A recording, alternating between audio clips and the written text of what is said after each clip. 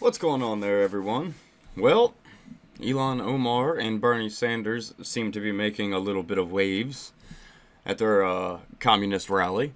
So let's get into it. Let's get into some of what they had to say. This is from the Pluralist. Ilhan Omar goes full communist at Bernie rally. Workers of the world unite. Yeah, it's never worked out. I don't think it's going to work out again. But, people that believe in communism seem to lack a lot of other important thought processes that go along with the thought of communism. But let's get into it. Representative Ilhan Omar gave a fiery left-wing speech at a presidential campaign rally for Senator Bernie Sanders on Sunday night, calling for a mass movement of the working class to topple President Donald Trump and his Western imperialism. Western imperialism? Really? Really? Come on now. I am beyond honored and excited for a president who will fight against Western imperialism and fight for a just world. The Minnesota Democrat thundered at Williams Arena. Or is it Williams Arena or Williams Area? Because they say area. Who knows? Who really cares? It's Minnesota. I'm excited for President Bernie Sanders. Well, you're not going to get that. I hate to tell you.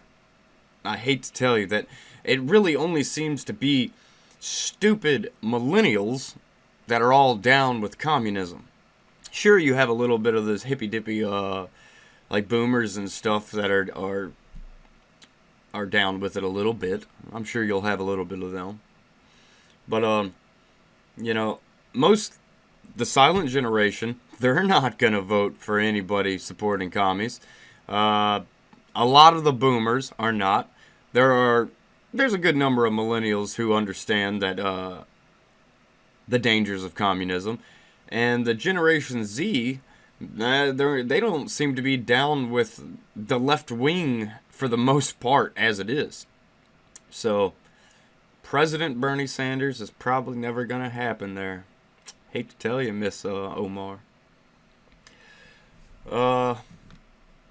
Yeah, so friends, I want you to realize something, she said.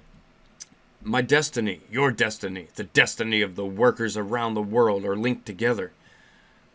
Yeah, a lot of people have said that. A lot of people have said that. Where did it get them? Nowhere. Because communism is fundamentally flawed. It's an authoritarian type of regime they want to create. You have no say anymore because you handed over your say to the communist dictatorship government. And you can't have communism without a dictatorship. It just doesn't work that way. It really doesn't. Read a book. Her comments echoed the famous rallying cry from the Communist Manifesto by Karl Marx and Friedrich Engels, which I keep a copy right here just to laugh, because it is one very good comedy. But if you take it seriously, you're borderline retarded. Continuing her left-wing internationalist barn burner, Omar said the United States has a responsibility to welcome refugees and to fight global warming, which she called an existential threat. The United States is doing more than most every other country. Not all. Sure, there are some countries who have completely banned pretty much power, their own generation of power, because that's their way of saying, see, we're not like Germany. Germany's a perfect example. They import all their power, for they can sit there and falsely claim that, see, our carbon footprint is very small because we've gotten rid of power plants and this, that, and the other, even though it makes no freaking difference because they're importing natural gas and all this stuff from Russia. So they're not really, they're still part of the problem in their mind. Like the way they think about things, they would still be part of the problem because they're still depending on another country to do all the dirty work while they still exploit the use of those materials. You see what I'm saying? It's all nonsensical, people. It's all nonsensical. However, Omar denied that she or Bernie were espousing radical ideas. Communism is a radical idea. Sure is. Rather, she said that their proposals of massive government spending on programs like free college and universal government-run health care represent a fulfillment of human rights guaranteed by the United Nations. What are human rights? You know, who gave us these rights? What are human rights? You know, where did this come from? I understand that we, for the most part, should have human rights to an extent. To an extent. But a lot of things that the left claim are human rights just aren't. They're just... They use the word or the phrase human rights just to, you know, get what they want, you know? A lot of things they say is a human right is not. To me, unfortunately, I mean, this is just my personal opinion, and I know a lot of people are going to disagree, and that's cool. That's what we're supposed to do. We disagree, and then we have a conversation about why we disagree. And I don't believe healthcare is a human right. I believe... I just don't know how many human rights there really are. It's hard to think of it, like, because it's kind of not natural to have just things that are espoused as an unequivocal human right. Like, you cannot mess with this because it's a human right. Because nature doesn't have rights when you think about it like that. You know, if you're out in the Amazon jungle, what rights do you have out there? You know, that's how I question human rights things. Is if you're in the middle of nowhere by yourself, what rights do you have? Not a whole lot, it seems. But that's why I love our Constitution. It kind of lays out what we consider human rights. And I think, as a whole, we've been real good to honor that situation. Yeah, it took some time. We had to go through some battles, a civil war, and some more stuff. But guess what? We're America. We always end up prevailing. We always end up becoming the best for everybody. That's our goal, is to make it to where Americans have it the best. I don't care about the rest of the world, to be honest with you. I'm a nationalist. I believe in America for Americans. Let's make it the best possible thing we can.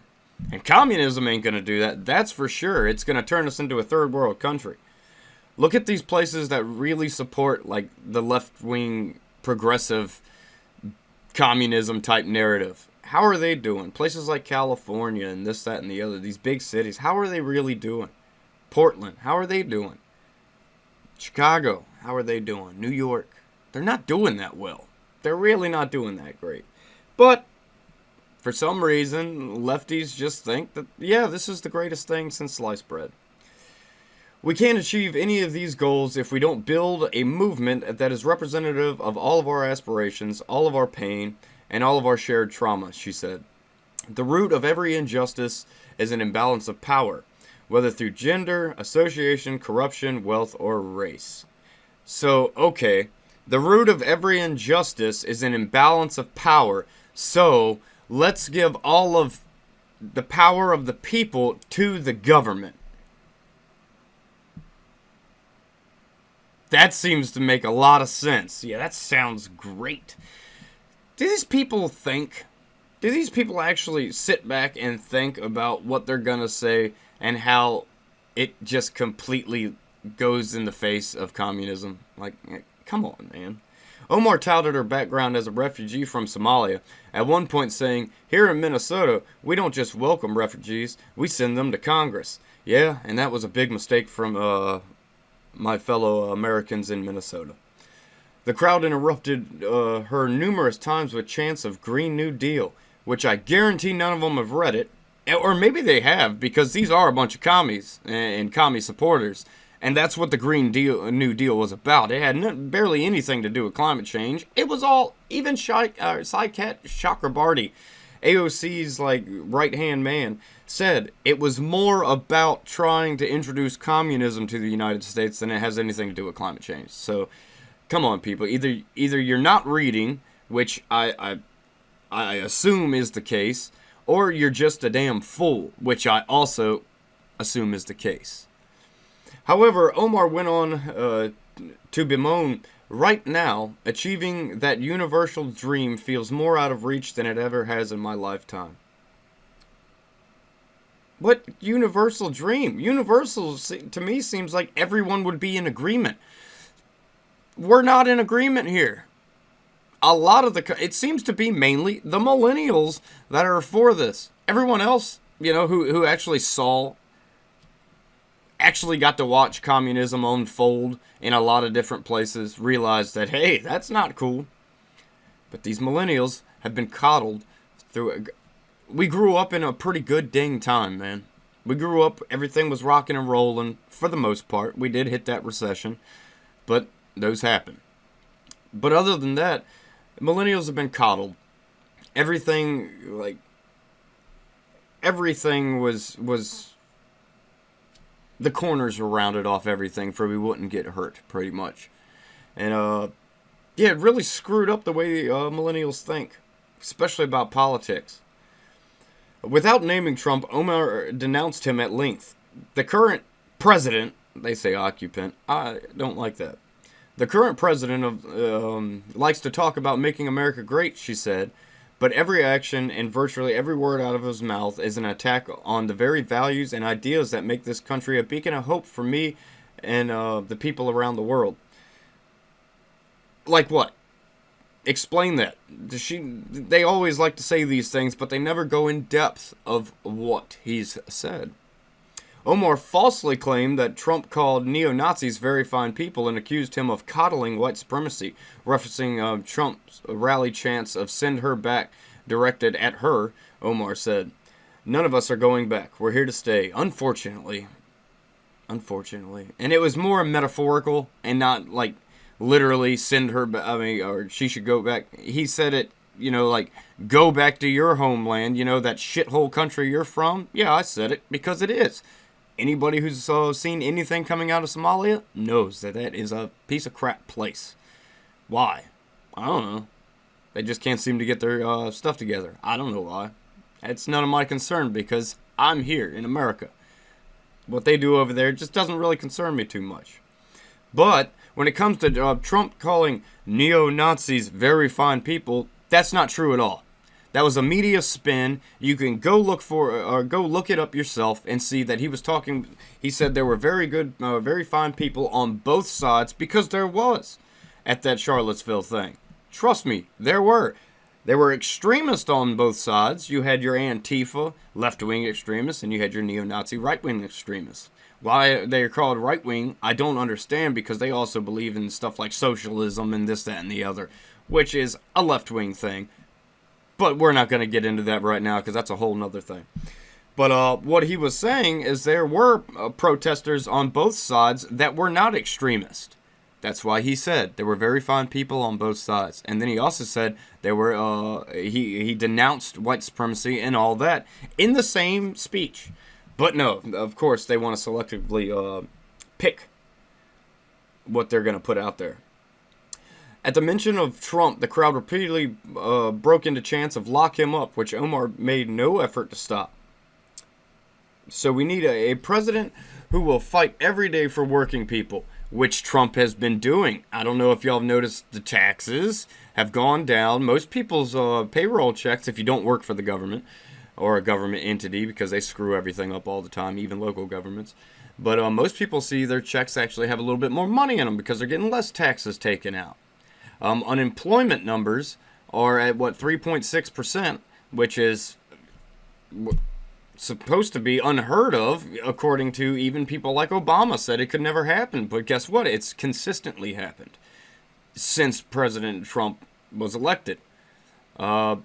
We've consistently added hundreds of thousands of new jobs to the economy. I mean, come on.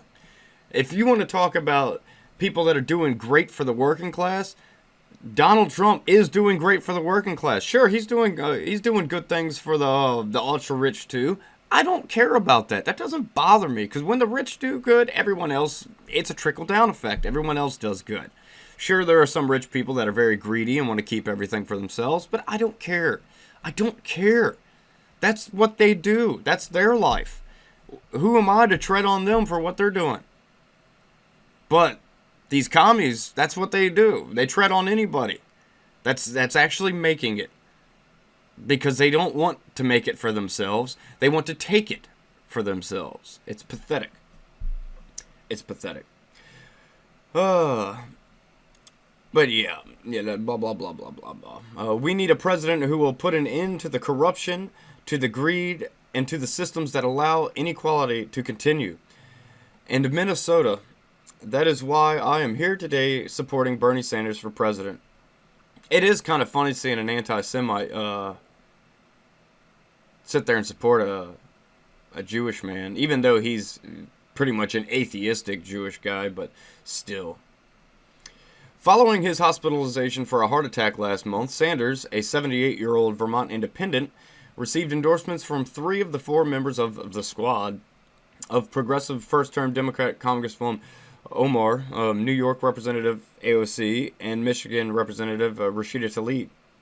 Omar was the only member of the Minnesota's Democratic Congressional Caucus not to endorse the state's moderate Democrat, Senator Amy Klobuchar.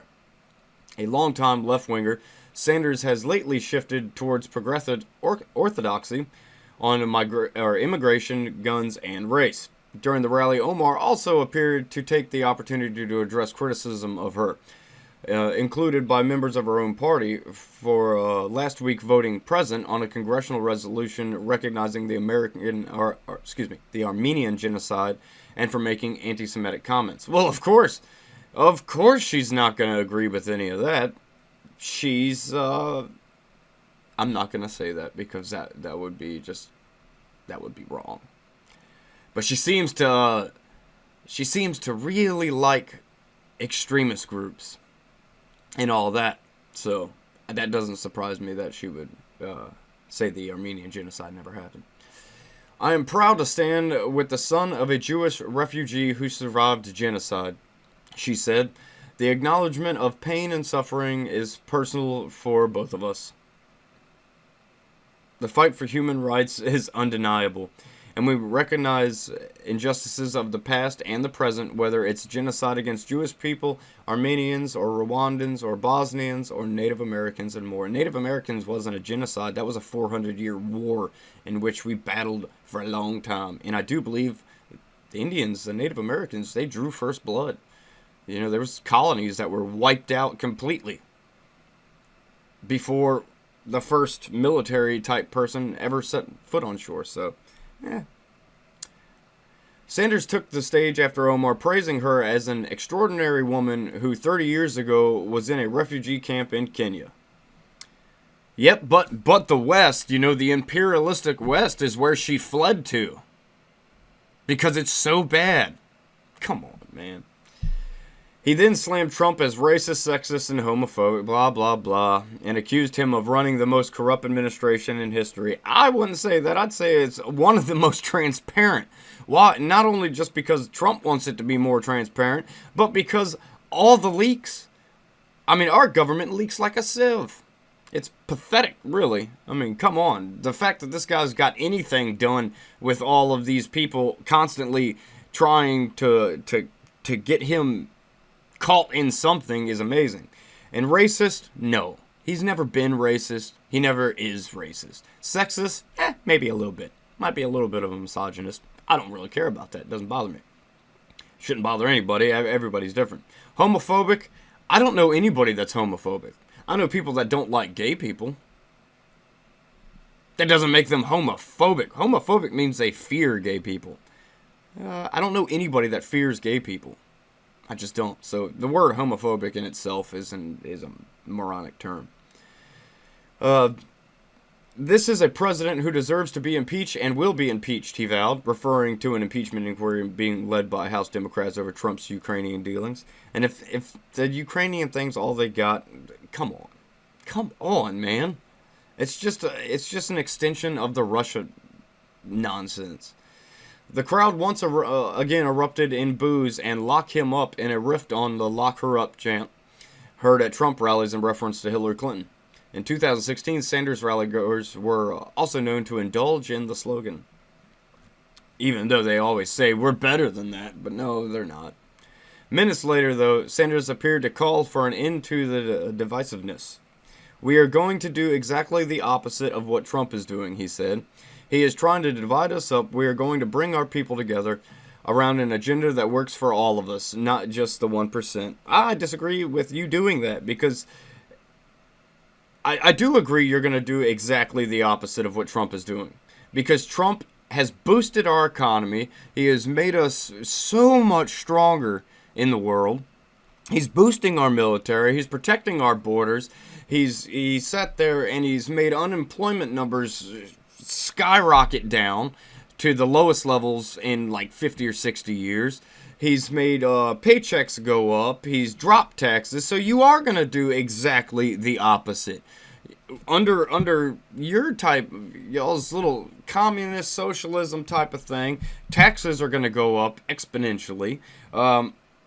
Elizabeth Warren already said, with her plan, we're going to lose 2 million jobs. Under Bernie Sanders, who knows, because his plans are just as bad, if not worse. So, really, they are going to do exactly the opposite of what Trump is doing. They're going to fundamentally destroy our economy. They're going to destroy everything. I mean, not just the economy. It's going to be, everything is going to get, you talk about divisiveness. Let a socialist or a communist get in power. And you may see, everyone's been talking about, oh, we're getting close to civil war. Not really. Not really. I don't think so. I think we're just listening to people from the media too much, and people with people that watch MSN and CNN too much. I don't think there's going to be a civil war anytime soon. But if a communist gets in office, there may be, because I'm pretty sure a good number of people are going to revolt against a communist government. Because a communist government is an authoritarian government. And we've seen the left truly loves authoritarianism. They love it. But this has gone on long enough. I didn't realize how long this video has gotten. But I'd love to hear your comments on this. Communism sucks, people. I mean, just read about it. Read about all the past. And their big thing is they've never done it right. These people have never done it right. Well, if that's the case, it doesn't seem that anybody can get it right, because it's fundamentally flawed from the beginning. It just doesn't work. When you take something from one group of people to try to give it to the other group of people, guess what? You're either going to have the people that are getting taken from leave or revolt. That's what happens. And then without them here, it all falls apart.